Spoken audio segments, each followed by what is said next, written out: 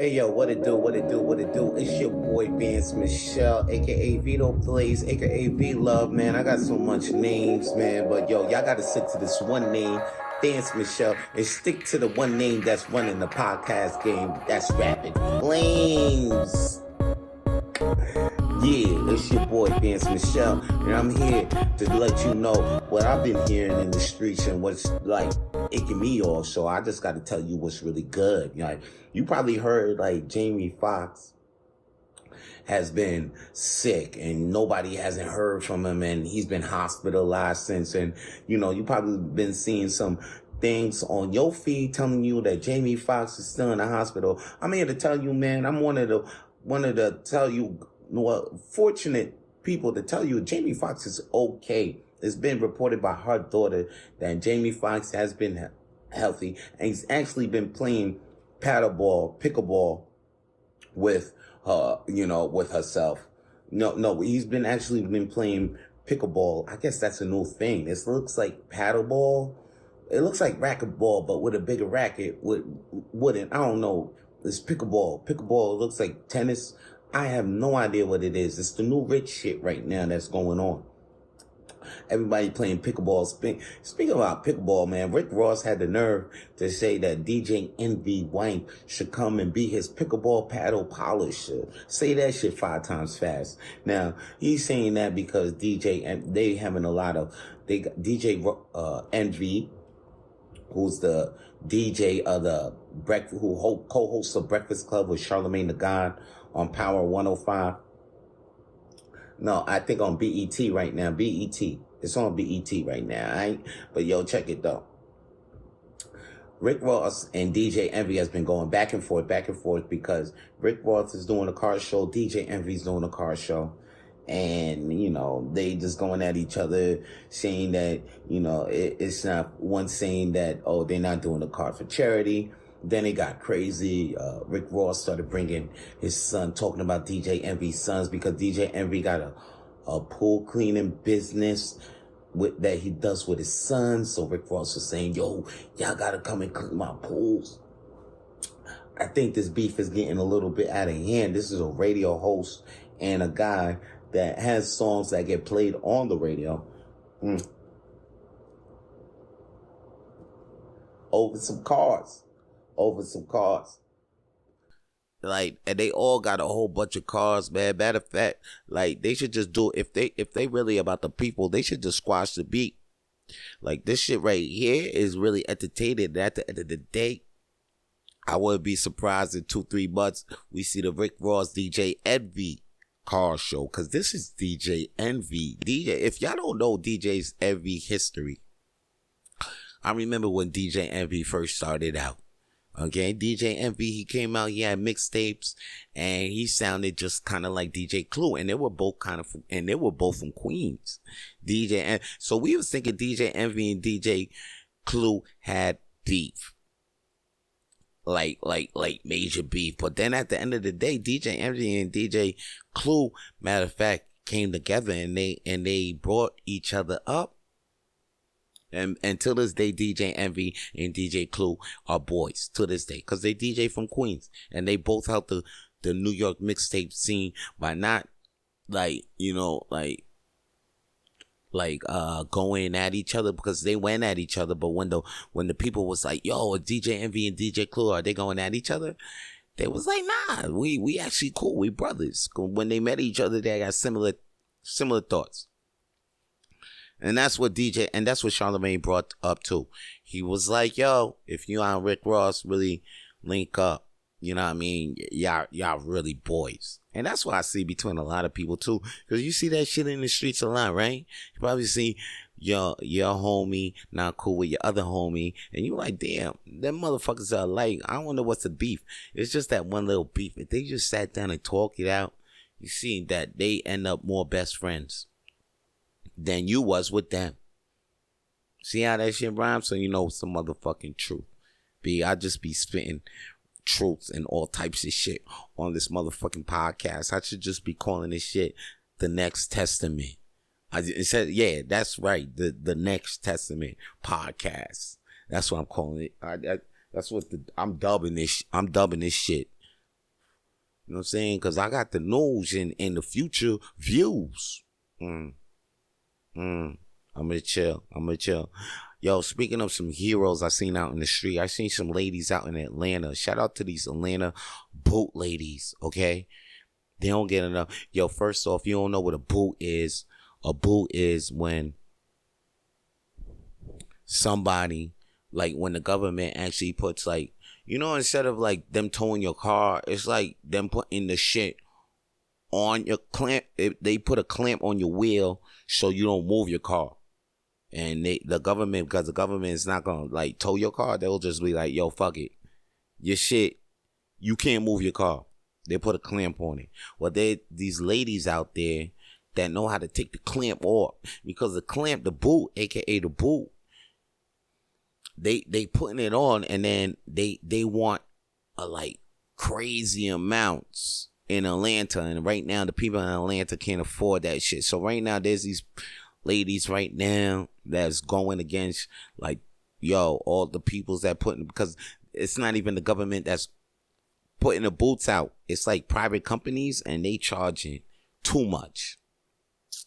Some people actually understand like, oh shit, I fucked up. I pay a little something, but they putting like, they look at the tickets and they be like, hey yo, this is my rent. Nah, chill. So now there's these ladies, and they be like, yo, you just pay me the low fee. We got you. And they go out there in the mask, and they take the clamp off, and they go against these companies. But yo, shout out to these ladies, because they real heroes out here. A lot of real heroes like that don't get mentioned out here. And now I'm just gonna start mentioning these motherfuckers on Rapid Flames now, because you know a lot of people out here still don't think heroes don't exist. You want to give up on life and shit. I mean, like, yo, there's some things that just happen, but like, yo, you can't give up on life. There's always some good in people. There's always some good that's going to happen. Right? I mean, fucked up shit don't happen all the time. Though I did see some fucked up shit the other day. Listen, how the fuck am I? Okay, I actually seen it. If I'm gonna tell you a story, you tell me, you think if it's true or not. You have a teenage girl. She goes to the hospital with her mom saying she has stomach pains. Then next thing you know, they examine her. They was like, yo, you're about 9 months pregnant. She starts being in shock and says, okay, I'm going to go to the bathroom right now. And then when she goes to the bathroom's locked. She comes out. She's bleeding all over. There's blood everywhere in the bathroom. They go in the bathroom, investigate. There's a baby in the trash bag, in the trash can, in the bathroom. Baby's dead. This girl gets arrested. This is some real shit.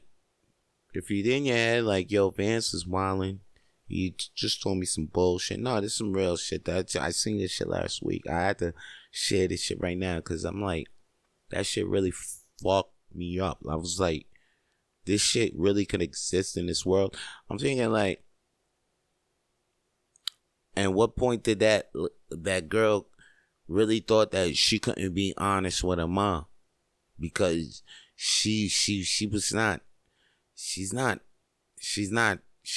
be, she couldn't even be selfish in that point.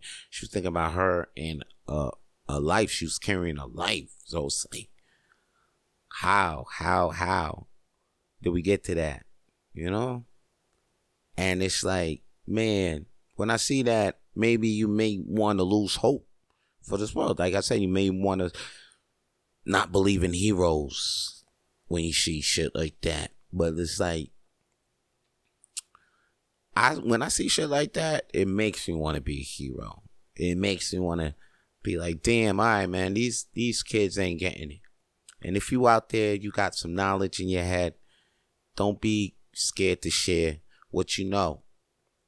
You know what I'm saying? Like, don't be scared to know. Like, if you got good values, Don't be scared to like not only teach your kids, but probably just teach your kids that's all around you. I'm just dropping bars right now. This is the New Testament. This is the New Testament. I guess I'm dropping bars because I just finished playing Tears of the Kingdom.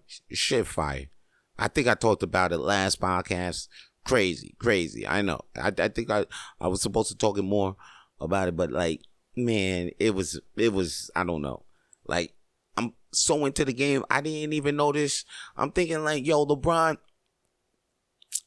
you know what? Cause I'm like, hey, yo, I gotta catch a basketball game while LeBron's still in the season. And I'm like, damn, you know what?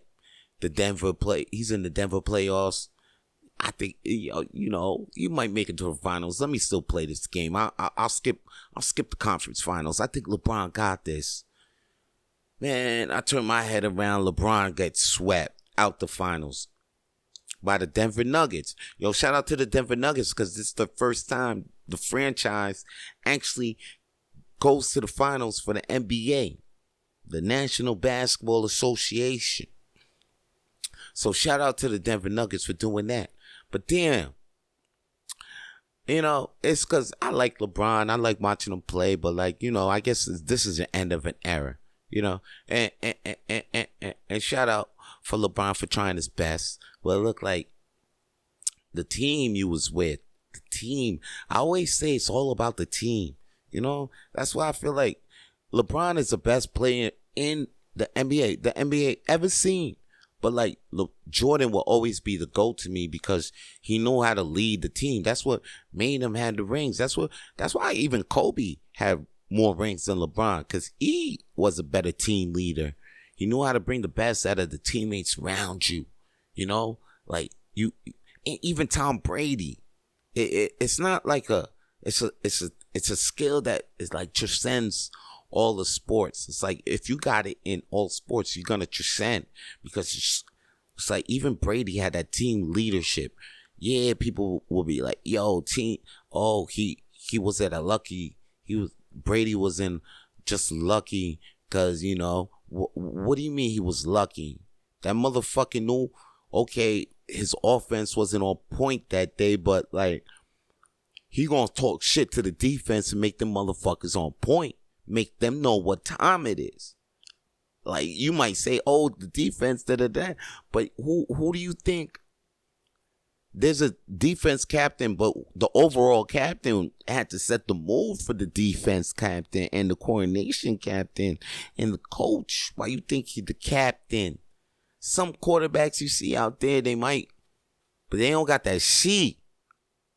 You might see some other motherfuckers right now that'd be like, oh shit, that ain't even a quarterback, but he got the C. You know what I mean? It ain't always C. It's all, captain. And that's what I feel like LeBron didn't really have. He wasn't a really captain. He just knew how to. He was like one of them overall 99 niggas. Everything was 99 on the ship except leadership skill. That shit is like at 43. Sorry to say, that's what I felt. I feel like it was Wade that led that Heat team. He was on the Dream Team with Kobe, okay, and what else? The motherfucker, the rings with the Cavs. He was on J.R. Smith. J.R. Smith is a New York nigga. You know that New York nigga was running shit. All right, fuck out of here. I mean, LeBron is good, but like he can't lead the team. That's why he got 4 rings. Got the 4 rings. Of course you're gonna get 4 wins. You got this good, great ass player. But if he was a great leader, that boy would have had 8 rings. He would have had 9 rings. Matter of fact, yeah, he would have had 8 rings. Because all them other times when he would have been like, then the other team would have pulled up around against him. It's all about that supporting cast. Remember, Jordan had Ron Harper, Luke Longley. How come I could always remember the supporting cast with Jordan? With LeBron, you can't remember the supporting cast like that. I'm just saying. Give me the supporting cast that he won the game with, besides Bosch and Wade with Heat. Give me the supporting cast that he had won the shit with Cavs, besides J.R. Smith, because we all know J.R. Smith was just taking off his shirt all the fucking time, so he's making the goddamn news all the goddamn time. Boom. And then after that, the last one with AD. That's it. I don't. Come on. I can't remember the supporting cast. Anyway, I had a great weekend. I went to Metro. Metro is a hip hop festival that happens here in Montreal, which is dope. Okay, I got to interview some pretty cool artists. Connoisseur Picasso, Dan P, Dawa Mafia. The list goes on. Nightcap, guys. If you listen to this podcast, why don't you go listen to Nightcap?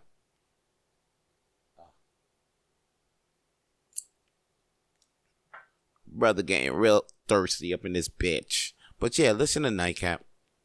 It's another podcast that I be on. And since I'm talking about other shit that I be on, I be at Hurley's Irish Pub every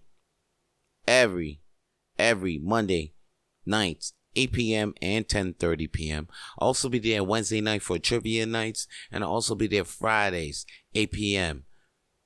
for Friday night at Hurley's. All of these events are on Eventbrite, except the trivia. The trivia, you could just see it on Facebook, but yo, all you got to do is just come. It's free. Mondays is free as well. Monday 8 p.m. and 10:30. What I want you to do, if you're going to come to any show, though, come to the 10:30 show, late p.m. If you're down for that late p.m. raunchy shit, like, oh, this is that stand-up comedy that might offend, that seems offensive, and you're like, man, those motherfuckers is soft. I could take that comedy. Then come to the 10:30 mic.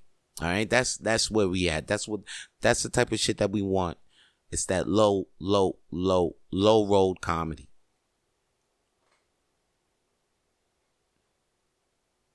This shit can't even hang. Fuck happened in this shit? Hold on. Anyway, I was at the hip hop festival. Shit was dope. You know what? It's the first time I went to about to turn 42. It's the first time I went to a hip hop festival, but it was pretty dope. Because I was media, so it's like, it's not like I had to go in and do the, regular thing. I had a little side view, I had a little pre meals before, had access to a couple of VIP drinks, because I was working the field. I was in backstage, and it was dope because I was like, yo, where we about to do these interviews? They just keep bringing us to these tents, and then it looked like a maze, and I'm just seeing equipment, like stage equipment. Next thing you know, we just dip into another tent, and then next thing, and I see whoa, tables with candles, and I'm like, whoa, that entertainment life. I would never leave this entertainment life. I chose this shit over the street life all day, every day. You know what I mean? That's why I will fucking put up a video and put it on YouTube, and just to see and get 3 views, and I'll be happy with that shit. I'd rather do that shit than go back on the streets and make them licks. Cause man, it's all about following your purpose and doing what's right. I mean, at the time, I was doing the licks, but I see why. It's part of my purpose, part of my entertainment. It's all part of my material now. Anyway, I was watching the Lil Wayne shit. I already knew he was gonna come late because of that stunt that he pulled last in Orlando when he came late, and he came late and he had people watch his opening artist, and then when the people wasn't feeling the opening artist, he told the crowd oh, we about to leave because we not feeling your energy. So he left. He was like, oh, we worked too hard for this, and I don't think the crowd is giving us love, so we shouldn't be doing this. I almost pulled a stunt like that myself. I was at a show, and I was like, damn, I worked too hard for this too. I worked too hard for this.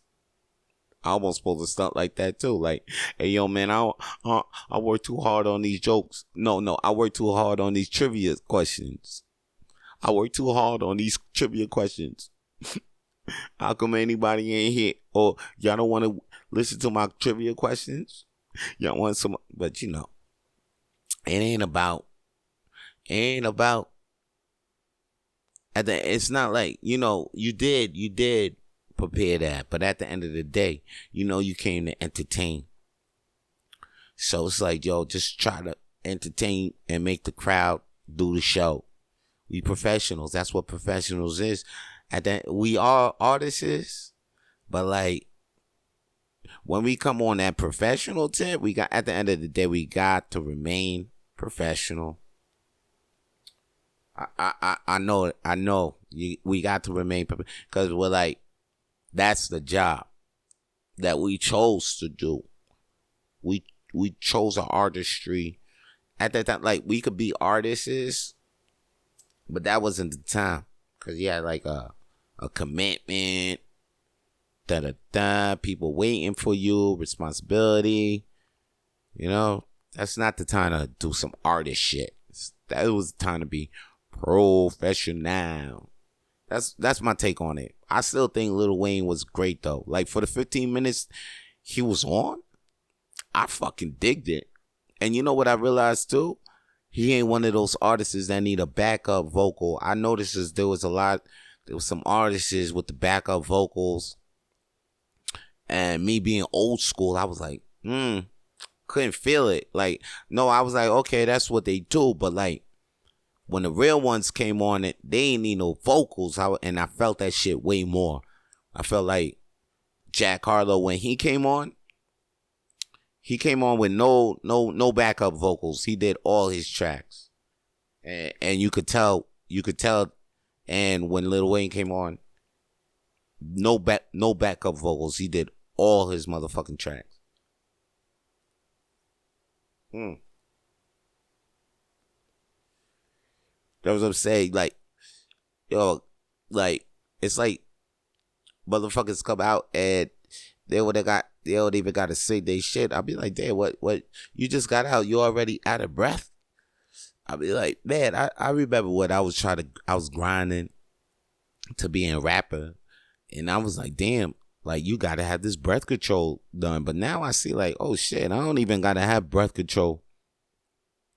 I can see I just go on stage, just have my vocals play, and that's it. I remember I did my first performance, one of my first performances like that, but I didn't like it. So from then on, I was like, nah, we ain't doing that no more. We just have it instrumental, and you know what I mean? That's the way. And that's the way you youngers should know. Like, at least be out there and know the difference. Cause I don't even think y'all know the difference. Man, y'all got to know the difference. Y'all got to know the difference between a real one and a whack one. And well, not a whack one, but like a real one and just one that's out there. Matter of fact, a real talented one. Cause now I was like, okay, he got the talent. Oh, okay. Oh, she just out there. But like, yeah, I learned a lot at the Metro Festival, and it was pretty good. I think I'm gonna be at the Fuego doing my Latino thing. But while I'm home, shout out to Ben Cardilli. I was watching his special, and if you at home and you don't know what to watch, here's one thing to watch. First, you watch more Rapid Flames. That's for damn sure. And if you want more motivation in your life, you watch Coffee Talk with Vito Plays. Watch Ben Cardilli's special though. That's my boy. Watch his special. Give him a view on YouTube. It's called Live at McKibben's. And yeah, man, Ben Cardilli. Ben Cardilli laughs. Just put Ben Cardilli comedy special. It's the first thing that pops up. It's one of the first things that pops up. But pop that up. Give that shit a view. Hey, yo, what else do I got coming up in this way? Oh, yo, I got the show at Saint Michel at the Mile at the Borderline. Man, other than that, man, I'm going to be watching. I got my eyes on this world heavyweight match. Yo, that's for sure. I'm going to watch that shit. AJ versus Seth Rollins. I know Seth is going to win. I said that again. Cody versus Brock. That shit looks hot, though. I feel like Cody's going to win again. But, like, yo, the promo up to that shit was crazy because Brock fucking broke his arm on Monday. No, it looked like it. And then now it looked like Cody can't fight. And then Triple H tried to talk him out of it on Monday night. Ah, man. It's like storytelling to the fullest. Because remember, Triple H was in the same situation. So when Cody was like, yo, what would you do? Man, this is great storytelling. Can't wait to see what the fuck happens this Friday night at the Champions. Special start time, 2 p.m. in the afternoon. Why am I promoting? Okay. Yeah, I'm promoting that shit. Man, that's all I got to say right now, B, you know? The time goes. Time goes up. Time goes by fast. But check it, I'm going to be back next week and putting everything that I see on blast. Alright, it's your boy, Vance Michelle, aka Flame out. Stay lit.